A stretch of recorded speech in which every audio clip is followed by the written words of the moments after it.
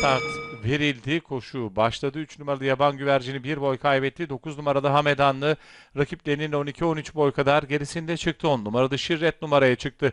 Nidelyalı farkı 1,5 boya kadar taşıdı. 8 numaralı Sürek dışarıdan atak yaptı. İkinciliğe yerleşmeye çalışıyor.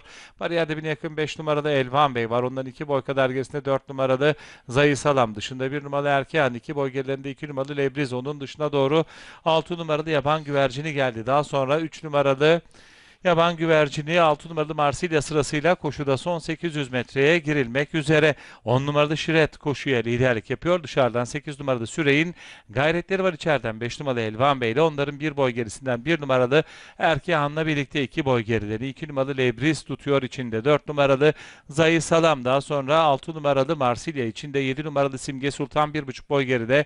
3 numaralı yaban güvercin artık koşuda. Son 600 metre. 10 numaralı Şirret önde, dışarıdan 8 numaralı Sürek temposunu artırdı. Geldi. Liderliğe ortak olduğu 1,5 boy kadar gerilerinden 1 numaralı Erkeğan'ın içeriden 5 numaralı Elvan Bey'in de gayretleri var. Düzlüğe çıkıldı. Pistin ortasından gelen 8 numaralı Sürek liderliğe el koydu. Farkı 1 boya kadar taşıdı. Dışarıdan 1 numaralı Erkeğan ve 2 numaralı Lebriz atak yapıyor. 8 numaralı Sürek rakiplerine direniyor. Son 200'e 1 boy farklı önde girdi. Şimdi fark 1,5 boy kadar. İç kulvara giren 1 numaralı Erkeğan'ın dışarıdan 2 numaralı Lebriz'in gayretleri var. Koşuda son 150 metreye şimdi giriliyor. 8 numaralı Sürek önde. Dışarıdan 2 numaralı Lebriz atak yapıyor. Sürek koşuda son 100 metreyi 1,5 boy farklı önde koşuyor. Dışarıdan 2 numaralı Lebriz atak yapıyor. Koşuyu 8 numaralı Sürek kazanıyor. 2 numaralı Lebriz ikinci. 1 numaralı Erkehan üçüncü.